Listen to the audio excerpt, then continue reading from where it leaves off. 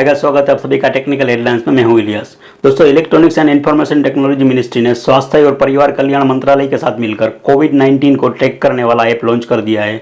आपको बता दें कि अभी ये बीटा फेज में है और अभी इस पर काम चल रहा है। कोरोना वायरस को ट्रैक करने वाला ये ऐप अभी एंड्रॉइड यूजर्स के लिए अवेलेबल है। कोरोना कवच ऐप गूगल प्ले स्टोर से डाउनलोड किया जा सकता है। ये ऐप यूजर की लोकेशन ट्रैक करता है और फिर बताता है कि वो किसी कोरोना पॉजिटिव व्यक्ति के संपर्क में तो नहीं आया है। इस ऐप को इस्तेमाल करना बेहद आसान है। ये आपसे सांस लेने में दिक्कत, आपका तापमान, ट्रैवल हिस्ट्री से रिलेटेड सवाल पूछता है। तो आइए आपको बताते हैं कि इस ऐप को कैसे इस्तेमाल किया जा सकता है। सबसे पहले कोरोना कवच ऐप खोलने पर आपको एक स्क्रीन दिखेगी जिस पर लिखा हुआ है कि ये ऐप मेइती और MHFW द्वारा बनाया गया है।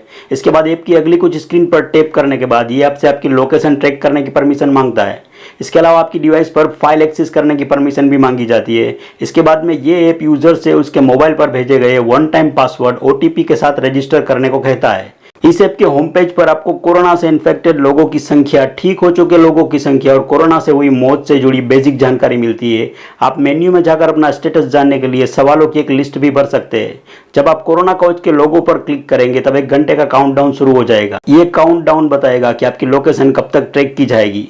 अगर आप किसी ऐसे व्यक्ति के संपर्क में आते हैं जिनका स्टेटस संक्रमित के तौर पर सेट है, ऐसे में ऐप एक अलर्ट भेज सकता है। तो दोस्तों, इस तरह आप कोरोना कवच ऐप डाउनलोड करके बहुत सारी जानकारी पा सकते हैं। तो दोस्तों, आज के लिए इतना ही। अगर आपको हमारा वीडियो अच्छा लगा है तो लाइक और शेयर जरूर कीजिएगा। अगर आपने अभी तक हमारा चैनल सब्सक्राइब नहीं किया है तो अभी कर लीजिए।